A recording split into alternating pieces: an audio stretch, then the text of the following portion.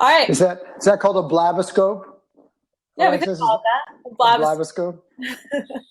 It's the best way, I think, to do interviews on Periscope because you can see both faces versus Skype where you can only see one or the other. Yeah, makes sense. Awesome. So thank you everyone for joining in. People are coming up on Periscope and people will be filtering in on Blab as well. But if this is your first time here, my name is Alexa Carlin. I am a author, speaker, and entrepreneur and founder of the Good Vibe Tribe Periscope family. And today I am so excited to be interviewing Michael Ford. Michael is a New York Times bestselling author. 6 books. I have one right here, which is amazing. That's a good one. Yeah. And then also he is the founder of the Heroic Public Speaking program, which we're going to be talking more about, which I will be in attendance. And I think all of you guys should be as well. And he's one of the top rated keynote speakers in the world. So I am so excited. Welcome, Michael. Thanks. So we've talked about this a little bit on my Periscope channel as well. And basically, we are today on this stream. Hi, everyone tuning in. I can see your comments on the side. We will be taking questions, so definitely you can comment on Periscope or on Blab, and I will write them down if we don't get to them right away. And today we're going to be talking all about basically different ways. We're going to talk a little bit about your story, which I love storytelling. I think that's the way you can really impact someone. And we're also going to be talking more about how anyone really could communicate their message better and get a standing ovation every time. I'll do my best. Okay. So it's a lot of pressure. But first off, I really want to announce that about your Heroic Public Speaking event. So if you want to talk a little bit about that so people are aware of what we'll be discussing. Sure. Heroic Public Speaking Live is our annual event in Fort Lauderdale, Florida. And we choose Fort Lauderdale, Florida because we live on the East Coast. And in February, Florida is a great place to be.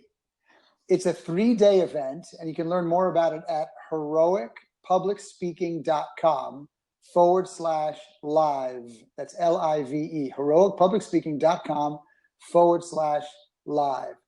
And my background is unique. I was an actor and I worked professionally.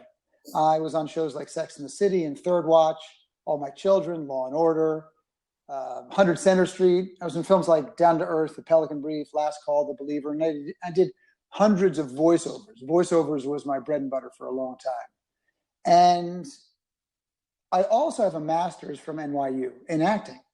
And my partner, who just so happens to also be my wife, she was my business partner first, and then she agreed to marry me. And we just got married actually on December 13th. Yes, so congratulations. Thank you. We're newlyweds. She was at the Yale School of Drama getting her master's while I was at NYU.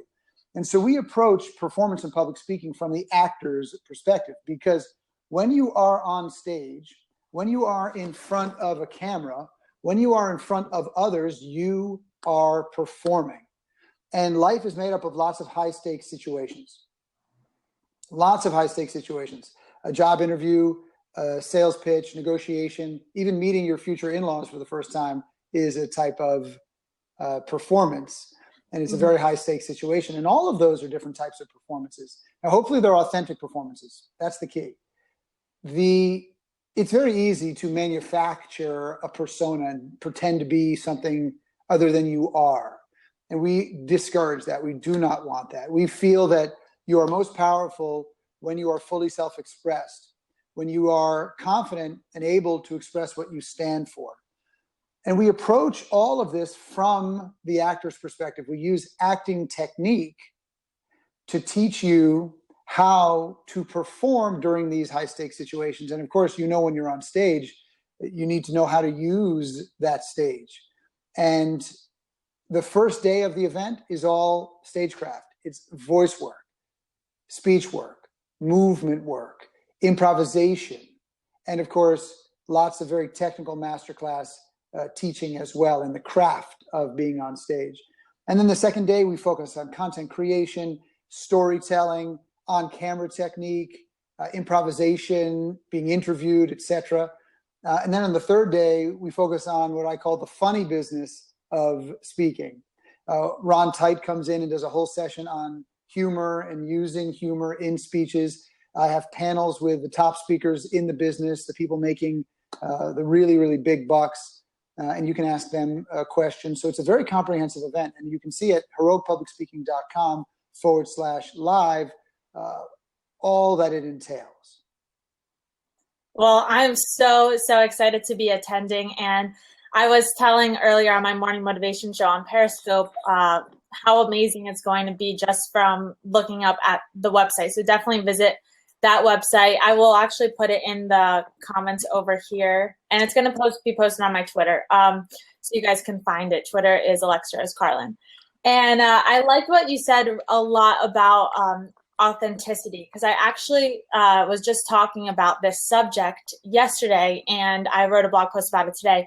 Originality versus authenticity. Mm-hmm. And I thought it was a very interesting subject because I know a lot of people don't go after what they really want, including being talking about a certain topic and becoming a public speaker in that industry, because they say, oh, it's an unoriginal idea. Yeah, I don't have anything to say. Who am I? What do I have to say that's different? Exactly. Yeah. But then when you are coming from an authentic space, it's really automatically original because you are you. And so even though that idea may be out there, which 99.9% of ideas are already created and out there, it hasn't been created by you. Yeah. Well, look, just take some of my books, for example. My first book, Book Yourself Solid, which is still one of the best-selling marketing books for small business in the world, it wasn't exactly a new concept. You know, getting clients was not something that nobody had ever written about before. But what I did is I brought my perspective to it. I brought my voice to it, the way that I see the world. And that particular perspective resonated with certain people, not with everybody, but with certain people. And that allowed me to serve the people that I'm meant to serve. And the same thing with my other books. My most recent book, Steal the Show. It's not the first book about public speaking and performance. There it is. But it is unique in that it's my voice as it relates to public speaking and performance. And that makes it relatable and valuable to a specific audience. So we're not trying to serve everybody. You know, we're not trying to be everything to everybody or to serve anybody that has a pulse and a checkbook. That's not our job. Mm-hmm. And it's interesting because one of the challenges that a lot of people have is a deep need for approval. And many of us have to work against this desire for approval. Because when we work for approval, we tend to water ourselves down. We tend to act in ways that we think other people want. We tend to play the role that someone else casts us in.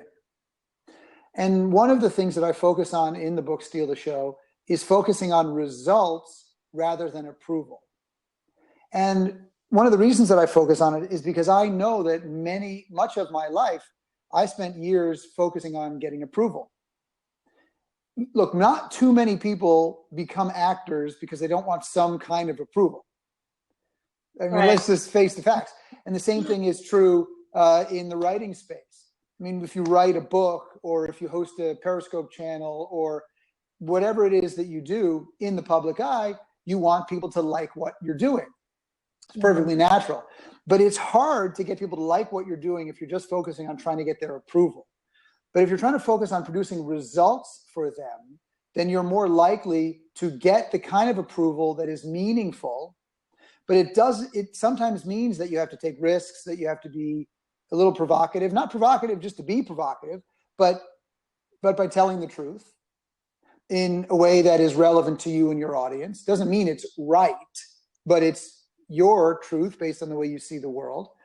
And, you know, that can be a little bit scary. I had a client once who called me up frantic because she had just gotten booked to be interviewed on a morning TV show, one of the big broadcast network TV shows.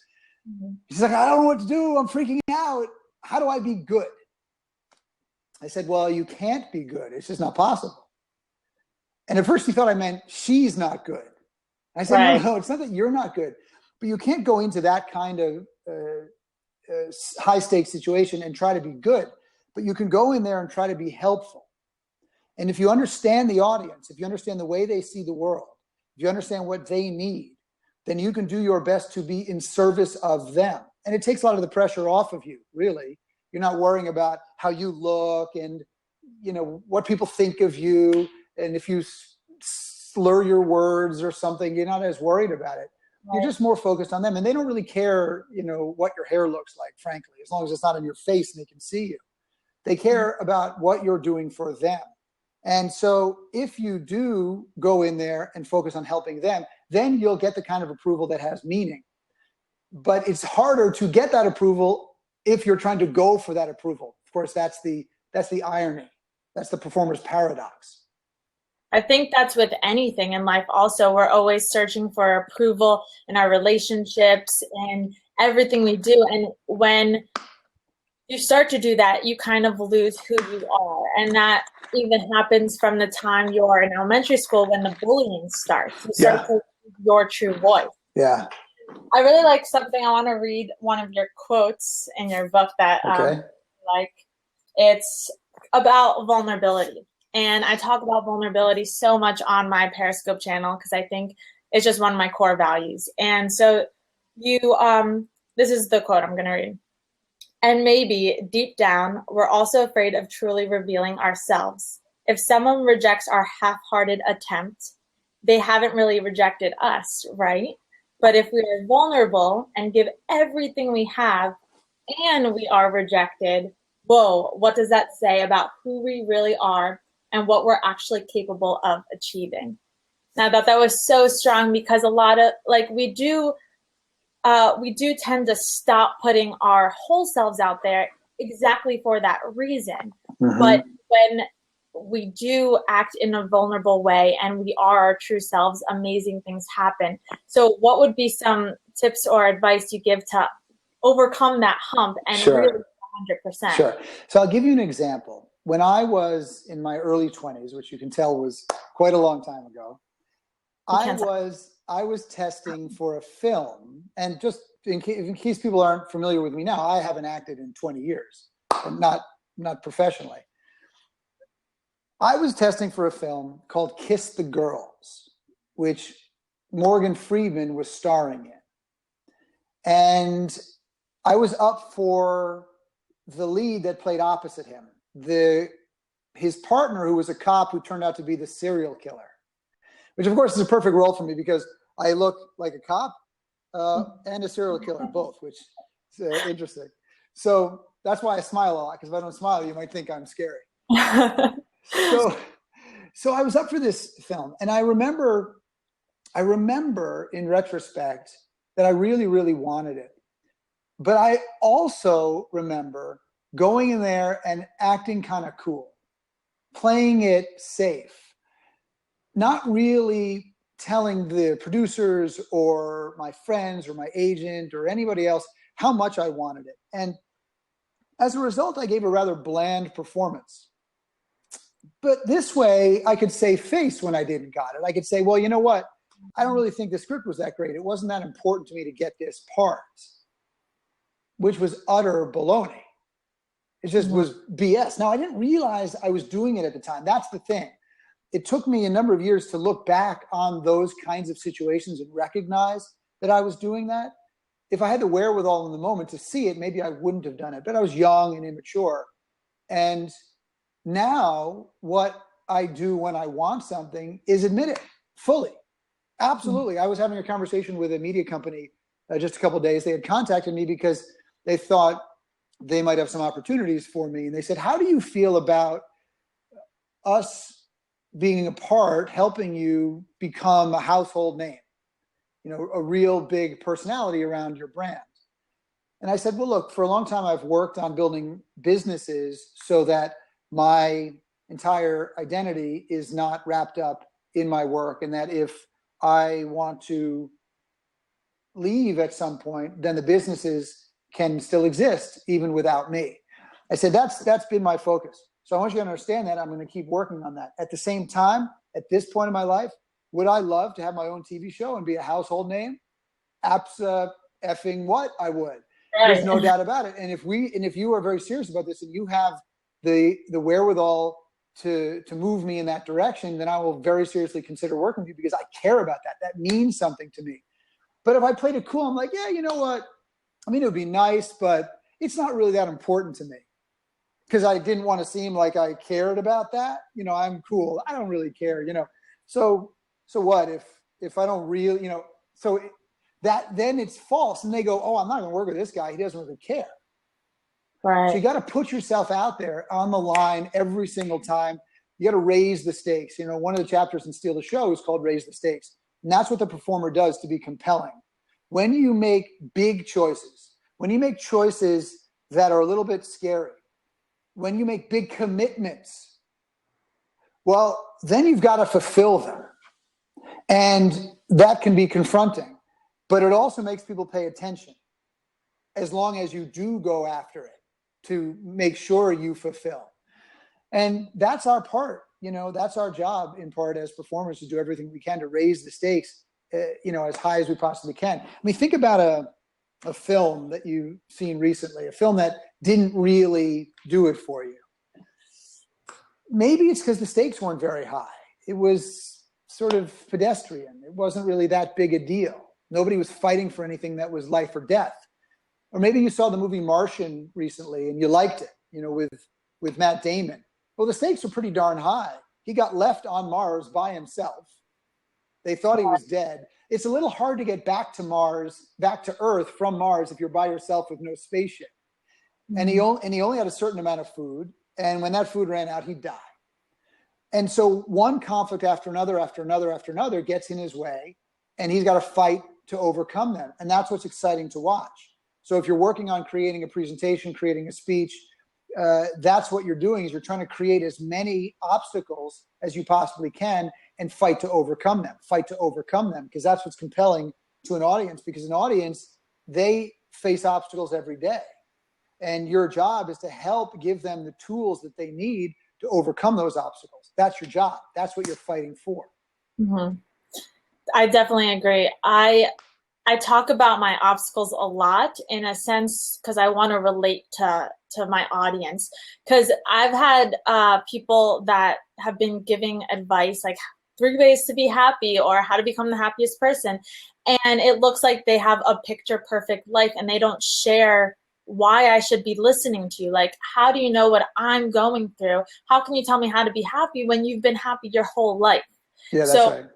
I talk a lot about my obstacles. I had a near-death experience, and I recently have been having this really bad health run with my autoimmune disease that I got as whatever from my near-death experience. And I had this choice that I do a morning motivation show every morning, Monday through Friday on Periscope, and I wasn't waking up motivated. I wasn't feeling well, and so I couldn't lie at all. Like that, obviously, you could see right through on live streaming the authentic person. And so I decided I can either stop my show until I get better, which good thing I didn't, because it's been a while, or I can be completely transparent and vulnerable and share what I'm going through, and go take them on this journey and teach them the lessons I'm learning and how to be positive, how to focus on the good, even when there's so many things that are wrong in your present life. Yeah. And after I decided that and I went live and I shared this story, I received hundreds of emails from people saying how inspiring that was, how they're going through something similar. And long story short, it is a way to relate to your audience. Mm-hmm. And I know even you share your story about your addiction with food. And that's right.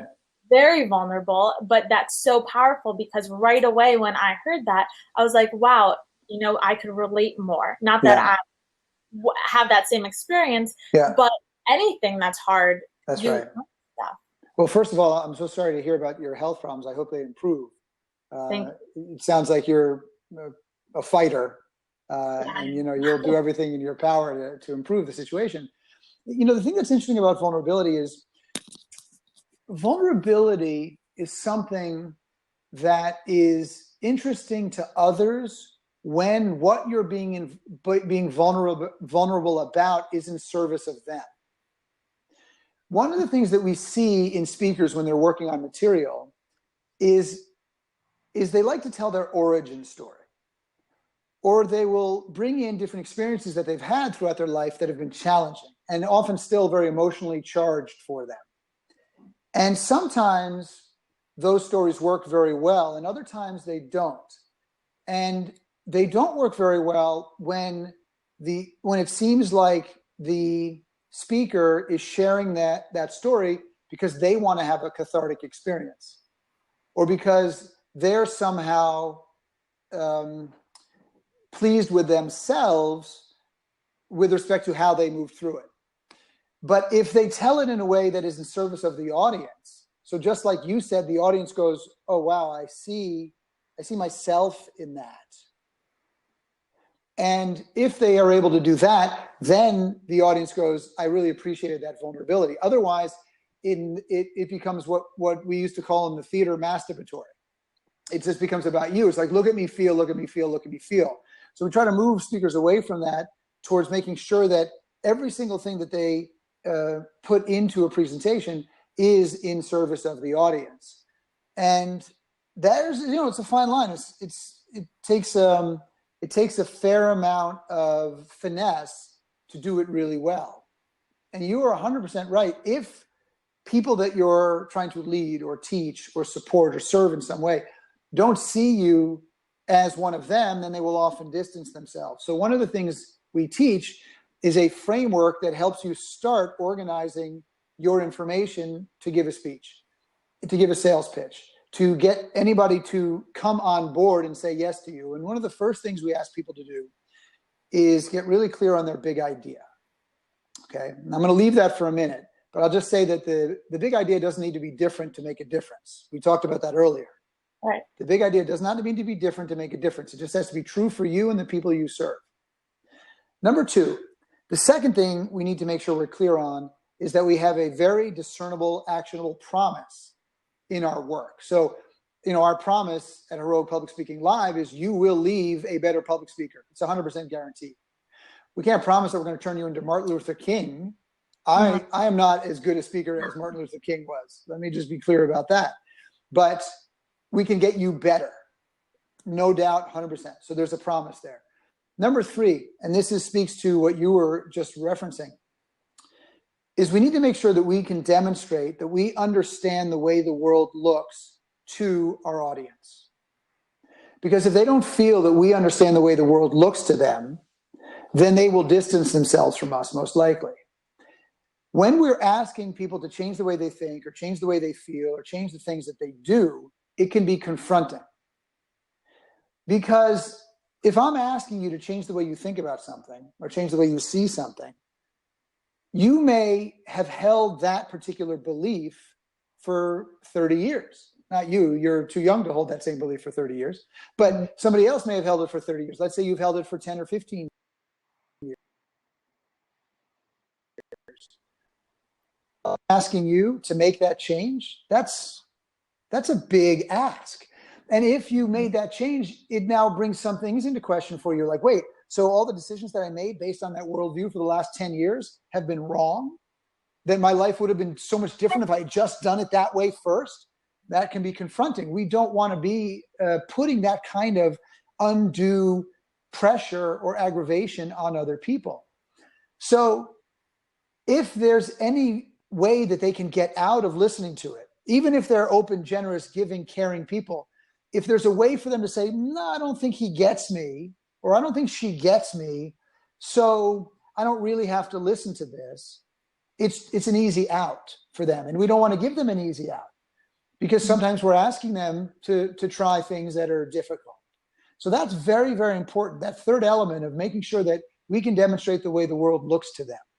So for example, when we introduce public speaking, we will talk, absolutely, we will address the fears that people have about it. I will also reference this false statistic that people are more afraid of death than public speaking. Nobody, I've been asking people for years, someone show me that study. Someone show me some proof that people are actually more afraid of death than public speaking. I get that we're afraid of it. I'm afraid of it too. I get nervous all the time. Nerves are a normal part of life. I just got married and I was even nervous up there doing my vows. And it was my friends and family and the person I love, the most in the world standing there. So nerves are normal. They're okay. It's because we care. But death? So if you're afraid of speaking and someone held a gun to your head and said, you have two choices right now. I can shoot you in the head or you can give this speech to people around you. I think most people are going to choose to give the speech and not die. Mm-hmm. So it might not be as scary as many people suggest it is. And I think we continue to perpetuate that myth. At the same time, I do understand it. So you see, I will introduce both of those things and people go, you know what, I guess he's probably right. I know I'm a little scared of it, maybe even really scared of it, but I probably would choose to give a speech rather than die. So, okay, maybe it won't kill me to give a speech. So if I'm not going to die, maybe I'll try it. Maybe I'll do a little bit more. You see, so we address this. I'll address all the issues people have around content development. How do you create a speech? Where do you start? What frameworks do you use? How do you organize it? All the fears that people have around standing on stage. What do you do with your body? How do you move? Where do you go? What do you do if you run out of breath? What if you get shaky? All of those things. We need to address those things right off the bat for people that are newer to public speaking. And when you are prepared like that, it helps the nerves tremendously. So look, this is one of my soapboxes. I was also on soap operas, but this is different than a soap opera. This is a soapbox. One of the things that an actor is trained to do is to rehearse. You spend a lot of your time rehearsing. And if you go see a Broadway show, you know that the night that you saw it is not the first night they've ever performed it. They didn't get their scripts that morning and then just went out and wing it, right? They've been working on this. They know exactly where they're going to be, what they're going to wear, what they're going to say. They've worked on all of this. Often speakers don't. Often speakers feel like, well, I kind of know my material, so I'll just go out there and wing it. Now, that's different than having a conversation like we're having. If you're on stage and you're the only one speaking, that's very different. Now, somebody who's a natural communicator might think, you know what, I'm really good on my feet. I can just wing it. And I like it better that way. Because if I rehearse, then I'll get stiff. And I think that makes sense to me because I think people have tried rehearsal and they've found that it made them stiff, that they weren't comfortable when they were up there. And the reason it didn't work very well for them is because they only did a little bit of rehearsal. And a little bit of rehearsal can actually produce problems. But a lot of rehearsal makes you much more powerful. And I'll explain why. If you only do a little bit of rehearsal, what usually happens when you're performing is you're trying to recall what you had done in rehearsal, but it's not yet integrated into your body. So you're not in the moment when you're performing and you can't respond to what's actually happening. And as a result, the audience doesn't connect with you in the same way. But if you are so well prepared that you know your material backwards and forwards, well, then you can quote unquote throw it away when you start your speech. And you can allow it to come to you organically in the moment. And if you need to move it around, if you need to, go off track to address an issue or improv, you're able to come right back on track without a problem because you're so well prepared. Yeah. And the amount of preparation you give something, I think, should be proportionate to the stakes of that particular situation. So if it's not a very high stakes situation, maybe it doesn't require that much rehearsal. But if it's a very high stakes situation, if the outcome is important, certainly if you're getting paid to do this, then the stakes are very high. Now, the next problem people run into is, well, how do I rehearse? And I don't think I don't expect anybody to know how to rehearse. Why would you know how to rehearse? They don't teach rehearsal in school unless you went to school for acting. So it's a very foreign concept and you wouldn't even know where to start. That's why we put a big focus on learning how to rehearse. And in Steal the Show, if people want to read that, there's a whole very, very, very long comprehensive chapter on rehearsal strategies and techniques and processes. And of course, if they come to Heroic Public Speaking Live, they will do it with us in person. They will learn how to do that kind of rehearsal.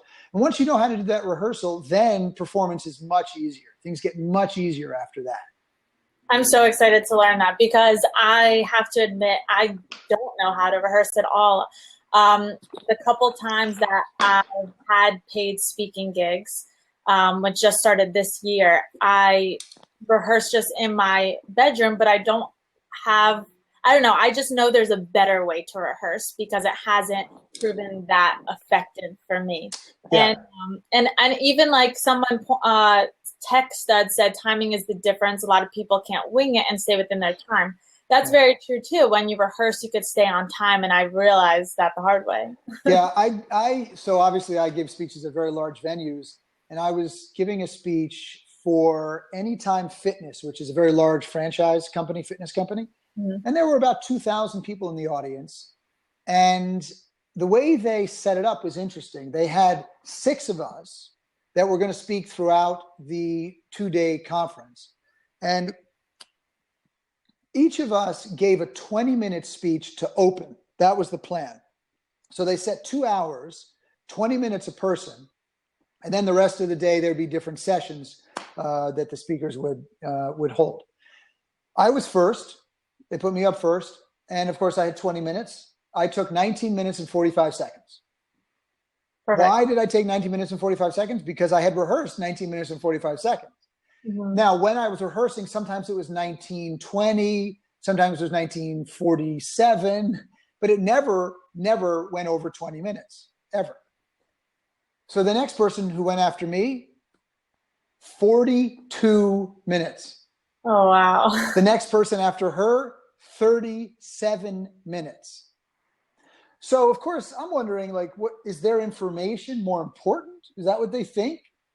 They had to cut the last speaker, and they were still overtime. Mm-hmm. So think about that last speaker got cut. So, and these were people being paid upward $25,000 plus for a speech. The first sign of an amateur is going overtime. This is the easiest thing in the world. If someone goes overtime, you know they're an amateur. There's no doubt about it. Because if you don't respect the audience's time, then you don't respect them, and you don't respect the organizers.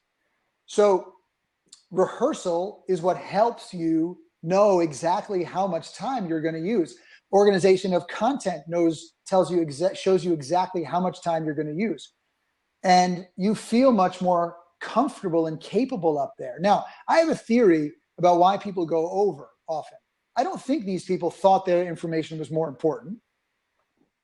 I think what happened is, I think they weren't aware. I think a high-level speaker is aware of what they're doing at all times. They can actually see themselves while they're performing. It's a pretty extraordinary thing to be able to hear yourself, see yourself, and think at the same time about something entirely different at the same time, and still be in the moment connected to the audience. That's what rehearsal does for you, because you know your material so well. I think what it was for them was that they weren't sure that they had made their points. I don't know. I think they felt like they weren't really getting what they needed to get across. So they kept working at it. They kept trying to go and they were just sort of pulling at straws after a while. And next thing you know, they're way over time. And that's often what happens, and they don't realize it until the end. What would you say is the maximum amount of time you can go under? So I recommend people create speeches that are slightly under time.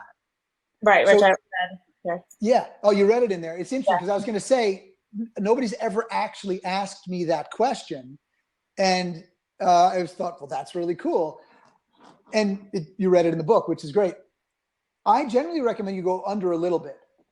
If you have a 60-minute keynote or a 90-minute session of some kind, workshop, even if you're killing it, even if they love you, everything you're doing, end 5 minutes, 7 minutes early, because the difference between the way an audience, the difference between, say, a blab like this and people sitting in an audience is that Here, if an audience member here watching this wants to do emails, they can.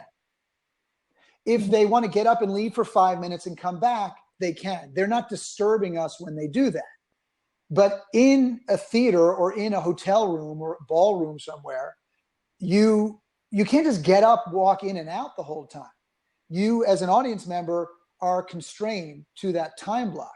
And if you have a 15-minute break in between that and the next session, you might need to use the restroom. You might want to run back to your hotel room for something. You might need to talk to one of your kids about their homework or deal with something else at the office, and you want a little extra time. So people often appreciate that they get those extra 5 minutes or even 10 minutes from time to time. Now, if you plan your own events, you can schedule your breaks to be long enough that you don't need to end your sessions early. Mm-hmm. And then this way, people have enough time to do what they need to do during the breaks. But often conferences are running late. They often run behind. At Heroic Public Speaking, you will not see that happen. We run to the minute. It does not happen that way. We will not run late. All of our teachers, they all know they do not run late. And they're all professionals, so they don't need to run late. So there's that. And give people a little extra time. They like it. Yeah, that's that's good. That you're probably getting known for that as one of the only probably conferences that run exactly on time, because so far I've been to hundreds of conferences since I'm in high school, and they're never on time. Yeah. Well, I have some rules that I set at my events, and everybody follows the rules because it makes for a better conference. And here are what the rules look like. Number one, you're only there if you want to be there. Like, for example, if your wife bought 2 tickets because she wants you to go because you are really terrible at public speaking, but she wants you to be better, but you come there, kicking and, screaming and dragging your feet, then don't come in. You either come in because you want to be there or you don't come in. That's the first rule. The second rule is that everybody makes every session on time unless for extreme emergencies. And people know what a real emergency is. Mm-hmm. And when they're in a session, they stay in a session unless there's a real emergency, so that they're always coming back from breaks on time. Third rule, if anyone ever speaks badly about anybody else at the event, so there'll be about 250 people there. If anybody puts someone else down, if they speak negatively, if they make somebody feel bad with intent, they are kicked out immediately. Gone. Oh, wow. There's no gone. Because it needs to be a safe place. It needs to be a place where you feel that you can express yourself fully and take risks and tell your story, even if the story isn't perfect, if it doesn't come out perfect the first time or the second time or the third or even the 10th time. You want to be able to share and be vulnerable. Most of rehearsal doesn't work. That's what people don't realize. That's one of the reasons that rehearsal is hard, because you get frustrated and you think it's not working, so I don't want to do this rehearsal because it's making me feel bad. But when you start a new performance, it doesn't work because you haven't rehearsed it yet. By the time you finish rehearsal, it works. You build, you peak, just like if you were an athlete training for an event. If you want to go run a marathon and you barely run, the first time you go out, you're going to be huffing and puffing and you're not going to do a very good job. But over the course of your training, your periodization, you'll be stronger and fitter. And by the time you get to the marathon, you'll be ready to handle that. So we make it really clear that if you're not there to support others, you don't get to be there. And everybody loves that. And everybody feels that it's one of the safest places that they could possibly be. And as a result, it's such a connected environment and it's a very special place. That's why all of you guys should go to Heroic Public Speaking event in Fort Lauderdale. It's February 15th through the 17th. I will be there. I'm putting the link in the comments on Blab. And if you're watching on Periscope, I will post it on my Twitter page right after this. But it's heroicpublicspeaking.com/live. Definitely check it out. It's going to be awesome. I'm so excited. Sorry, when I lean in, it's because I can't see without my glasses. Oh, it's okay. I tell you, Blab's got to figure out a way for those of us that can't read type that's like this to make the chats bigger. Oh yeah. because it's so hard to see. Yeah. It is because also Yeah. because it's on the black background. Exactly. Yeah. So I'm going to open up this chair. We're going to continue talking, but if anybody wants to jump in and has a question for Michael that they want to say in person, then you can definitely jump in and I'll accept you. But there was another thing I wanted to ask you. So how has, I mean, I've known a lot of people probably don't know this about you, but you've gone through your own obstacles, and how has that inspired you in a way to become the person you are today? So we all have had really great challenges throughout our life. And one of the things I realized over the years, and I think it's in large part because I have a business, I think having your own business is some of the greatest opportunity for personal development in the world, because it's all on you. Mm-hmm. You know, the buck stops with you, essentially. I think that recognizing that life doesn't get in the way, but rather is the way, has been very helpful. One of the things that I often hear from students is that they didn't get their work done because life got in the way. For example, they had, you had this issue with your health. Well, that didn't stop you from doing the periscopes. Mm-hmm. You didn't say, I'm not doing the periscopes because my life is getting in the way. You said, life is the way. I should still do my periscopes. Now, of course, there may be a day when just physically you can't get out of bed. That may happen. But it's not, but if you can get out of bed, you don't stay in bed. And that's what's really important. You realize that life is the way. We will always have something. There will, I've got a team of about 10 people, and somebody's going through something at some point at all times. And that is normal. It's okay. So if we want to play a bigger game, if we want, say, to grow a business or get promoted at work or have more connected relationships, then I think we're well served to work on our ability to handle responsibility.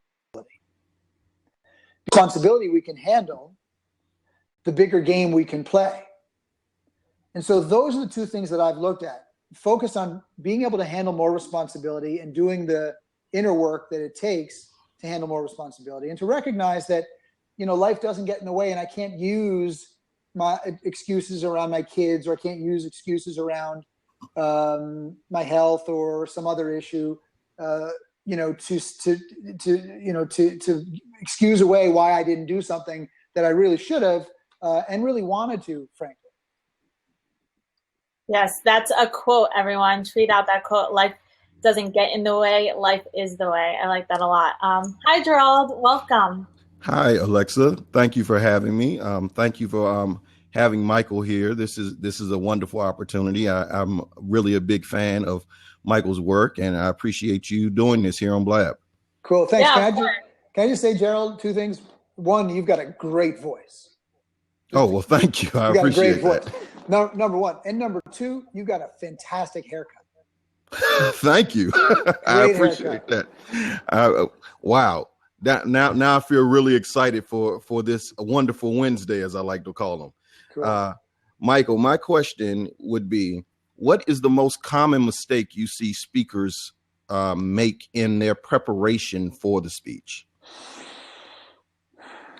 Often they think that they can present a lot more than they actually can in the time allotted. So too much plane, not enough runway. Audiences in most environments are being bombarded with lots of information throughout the whole conference. And if we overstimulate them, if we try to show them how smart we are by just pounding tons and tons of information, trying to pack everything we possibly can into one presentation, we often overwhelm them, and it goes over their heads. Not that they can't understand it, but it's just too much too fast. So what I generally find that we need to do is help people actually cut and pare down their presentations so that they're easier to consume. Because the best ideas in the world aren't worth much if your audience can't consume them. The best ideas in the world are not worth much if your audience can't consume them. So our job is to help them consume what we have, not just show them how much we know. Oh, now that's powerful. See, I love that. Oh man, okay. Because one thing people have asked me, I'm still new to, well, not that new to public speaking. I used to do a lot of performance poetry, and I've done a lot of business speaking, but now I'm going more into getting out there even more. I usually say that structure is the main issue. People have problems with structure. They're all over the place, and that's why they can't get to their points. That's right. So I'm asking someone like you who has been doing this for a while, and I've learned from people like you and Tony Robbins and things of reading. What is the most common mistakes you guys see? So that's important. And you're absolutely right. The organization is key. Often the expert, often someone is perceived as an expert because their information is well organized. So one of the reasons that people who write books that are popular get a lot of big keynote spots is because the meeting planners, the decision makers see that speaker can organize their information very well. That's an expert because they've been able to organize it in a way that's consumable. And that's very important. One of the things that you'll find in Steal the Show, if you read the book, and of course we teach this at Heroic Public Speaking Live, are the various frameworks that you can use to help organize your content. So you know how to get into the preparation and the creation of the content. And there are a number of frameworks that are very, very effective. You see them popping up in most self and business help books and many great speeches. And they're a great way in. So you'll find that in Steal the Show, and you'll also find that at Heroic Public Speaking Live. We teach it to you, and you actually create your outlines for your speeches, work on it right there using the framework that is most effective for you. Wow. And by the way, let me just ask you a question. Gerald, did you do slam poetry? Yeah, I used to do slam poetry back in the early 2000s. Yes, I used to do that. Okay, so do you know who Saul Williams is? Yes, I know Saul very well. Saul was 1 year behind me at graduate school at NYU. Really? Yeah, brilliant. There's one of his most famous poems. He wrote while he was in grad school, and I was one of the first people to see it. You know, the one who's like clap clap. I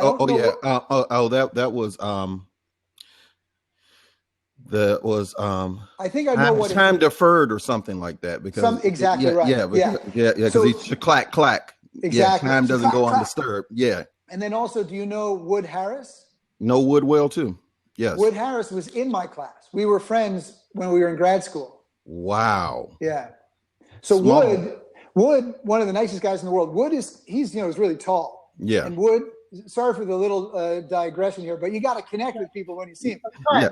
So Wood has got these long fingers. I mean, like crazy long fingers. So when he would hold like a can of Pepsi or something, it looked like those little juice cans. And that's one of the things I remember about him that it just stuck in my mind forever. That he would hold it and it would look like a little, it was like this, like a Coke can looked like a little juice can. It was funny. Yeah, I get teased about my fingers the same way, so I'm going to be quiet on that one. That's pretty cool. I appreciate it, Alexa. Thank you so much. Thank you, Michael, for your courtesy and being here. I appreciate it, and I will jump off so someone else can jump in. Cool. Alexa, thank you. Nice so talking much. to you, man. Nice talking with you as well. Cool. We have Rachel jumping in. But yeah, that's so funny. That's what you remember about him. Yeah. Well, I mean, among other things, but he was also the nicest guy, sweetest guy. I got to tell you, I'm a big fan of the Blab, how people can come on and ask questions like that. It's so much better than the other platforms where you can only talk to them when the text is scrolling through. Yeah. I like it. It's definitely, it creates a stronger connection with people. Yeah, I like it. So is Jessica joining us? Yeah, something might be wrong. I'm going to exit Rachel. I think Rachel's joining. Yeah. Oh, Rachel. Exit, and then if she could call back in, cool. That'll probably work. And I have to say the picture is so clear. It's great. Yeah, Blab is awesome. So we have about 10 minutes, but there was a few questions in the comments as well. Why did the props get stuck? I think that's about Blab. Hold on, here Rachel's calling in. Oh, someone said Blab is acting a little bit glitchy. Beware. Here, let me look up some of these questions. How do you take risks in a safe place, Michael? How do you take risks in a safe place? By caring more about producing something remarkable than the fear you have about looking foolish. So your desire is got to be stronger than your fear in order to put yourself in a position where you'll take some risks. Wow. That's the thing that's the key. And anytime I hesitate or I'm afraid or I I ask myself, like, what's more important? What do I want to try to create here or the fear that I have? Which is bigger? And if the fear is bigger, I got to have a conversation with myself and figure that out. Yeah, that's important. It is all about like self-talk. And I really believe in that. Like what you say to yourself, you begin to believe. And there's this thing that I started to do to help me overcome fear is that feeling of regret, remembering that and being so scared of having that. So I fear regret more than I fear failure. Yeah, that's really interesting. That's really neat. I like that a lot. Here I am. Oh, hold on. Thank you. Hi, Rachel. Welcome. Sweet. Thanks for having me on here. Thanks for joining. So my question is, Michael, who were some of your first mentors that took you under their wing when you were younger? Felicity Huffman was one. Do you know who Felicity Huffman is? An actress. Yes, she's an actress. She was for years on Desperate Housewives. She was the housewife with the twins. Then she won a Golden Globe for Trans America. And she's now one of the leads in American Crime on TV. And she's a wonderful actress. And she's been working since she was a kid. And I met her when I was about 21, and she was 28 or 9. And I was assigned to help her memorize her lines for a play she was doing at the Williamstown Theater Festival. I was an apprentice, and she was an actress at the festival. So I went over, helped her memorize her lines. I did that for a couple of days. And then one night afterwards, she said, let's go get a beer. I said, great. So we went to this pub, and I said, well, I'll go get the beers. And she goes, no, I'll get them. I said, no, I'll get them. She goes, I'll get them. I said, no, I'll get them. She goes, I'll get them. And I said, okay, fine. She's very strong. And she said, let me tell you something. There's 2 things you got to know about this business. Number 1, whoever is working buys. Whoever's working buys. I'm here working, you're here as an apprentice. I buy the beers. And number 2, friends get friends work, which kind of came out of nowhere. And I heard it, but I kind of went, oh, okay, fine. And she went and got the beers, and that was the end of that discussion. But it came back to me years later when I realized that your success is in large part dependent on whether or not people in the industry will put your name forward. Because if you want to work as a speaker, who do the referrals for speakers usually come from? When a meeting planner is looking for speakers, they will often ask speakers that they've hired who they like, who else do you think would be great for us? Mm-hmm.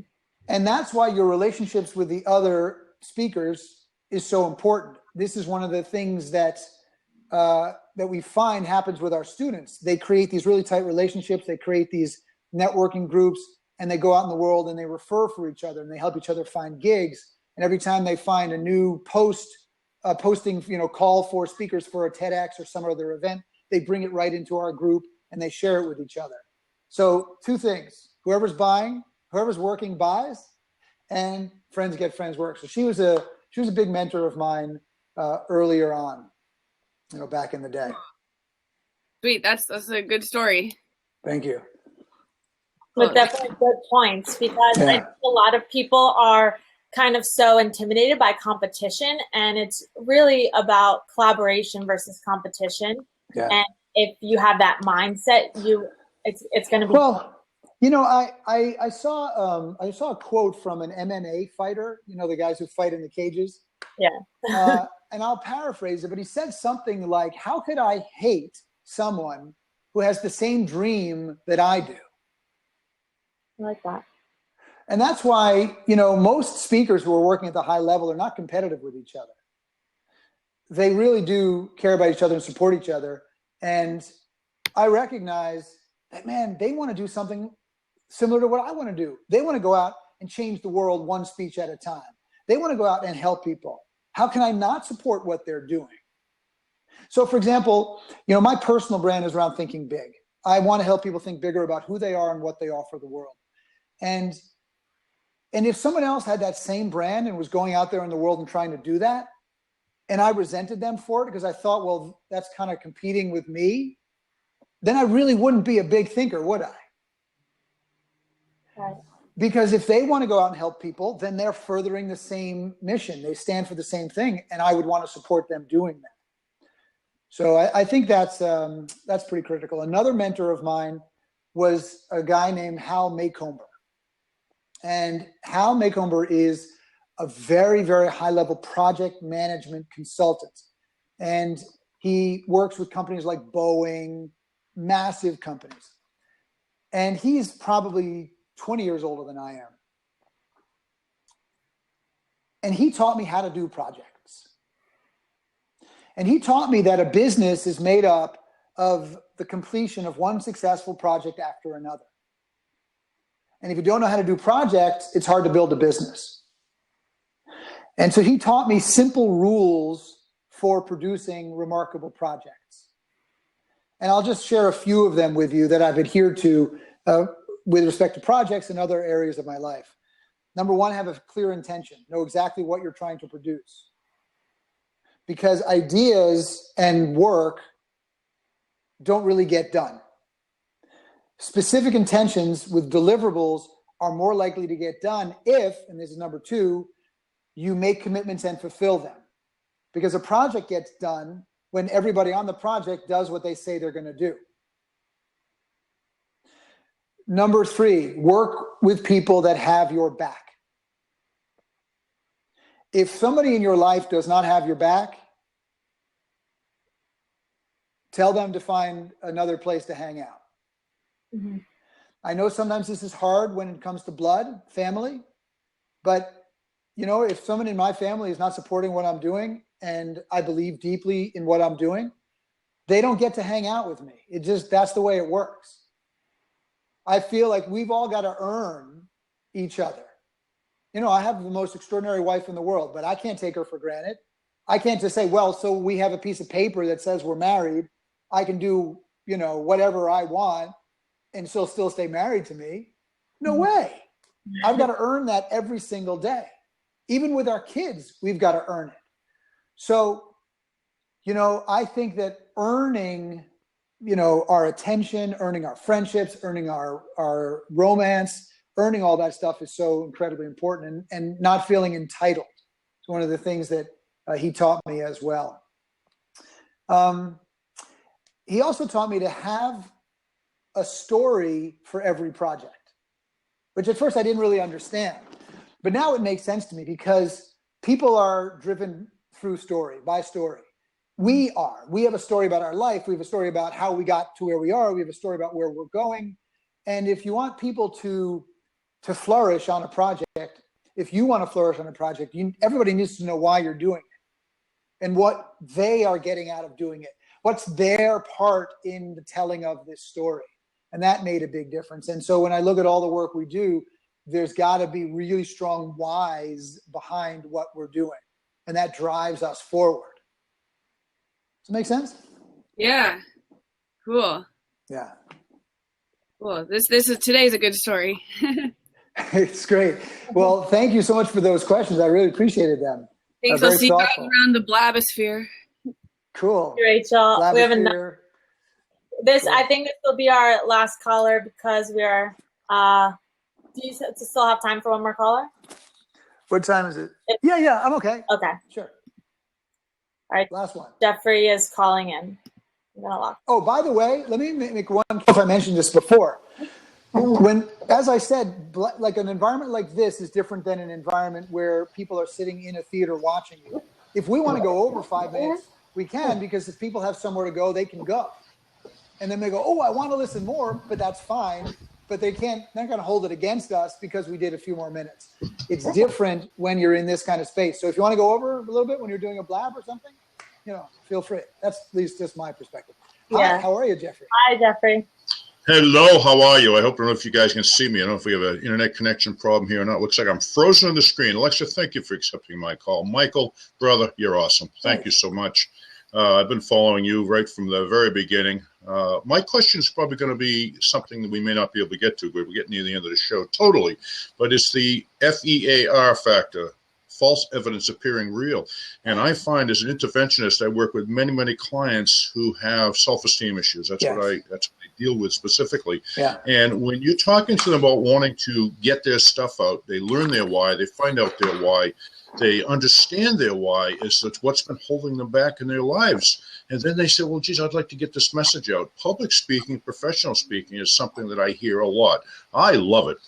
But I'll tell you, I had to overcome some unbelievable tough stuff from my past, from my life that I held back in my subconscious that just knocked me right to the curb when it got in front of you. To think I'm going to walk up those stairs and get on that stage and get in front of people, even for a minute. But I did it because I worked on my own stuff. Thank you, Tony Robbins, as I trained under Tony as an interventionist at his programs, and many others. And it's been fantastic. But it's how do you do that? How do you get it to people when they come, especially coming down to Florida? And I'm unfortunately not going to make this one, but I will see you soon. Good. And it's fantastic to think that you can do this for people. Yeah, thank you. Yeah, thank you so much for the question, Jeffrey. I'll do my best to answer as much as I can in a short period of time. This is the thing that I love most about this work is the individual.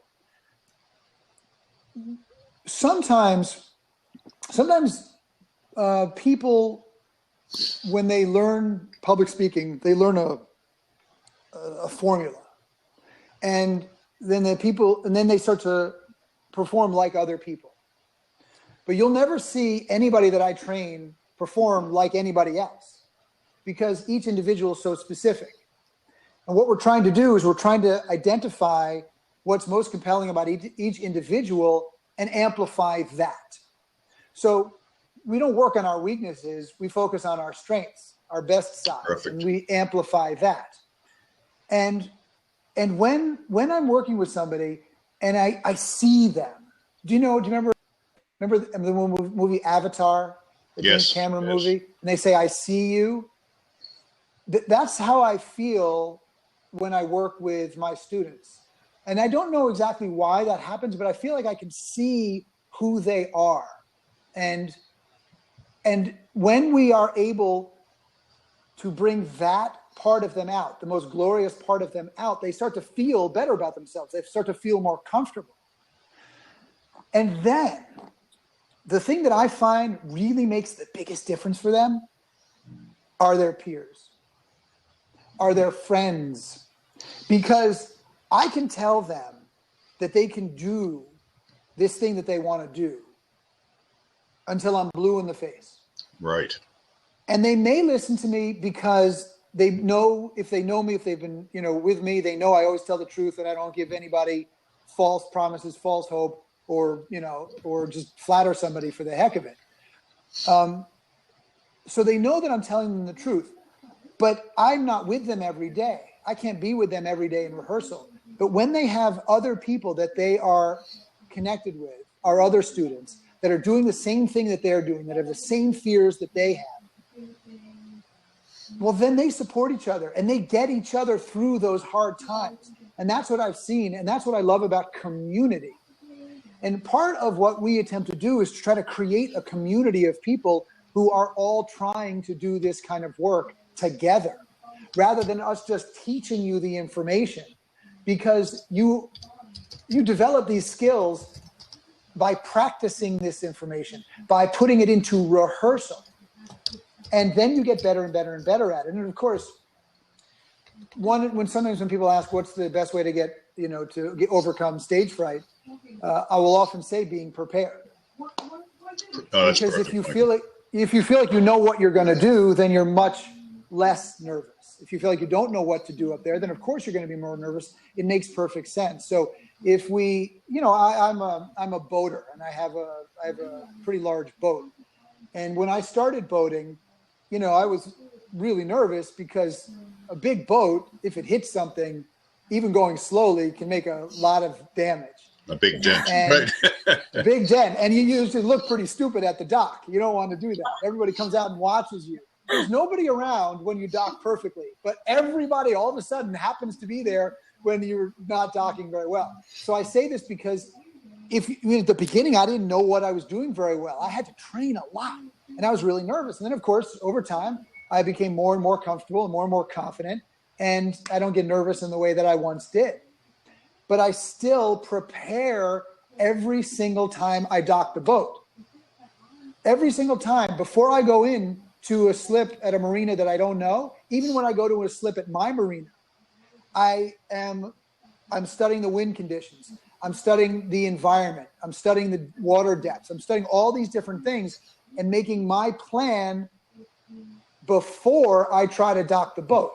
I know this is a long analogy. Stick with me. No, it's before perfect. I try to dock the boat. But then all of a sudden, what happens? A gust of wind blows me off my line, or the wind shifts direction. It changes my plan entirely. Well, now I have to improvise. But if I panic, I make it worse. What you see boaters do when they panic is they'll use more throttle.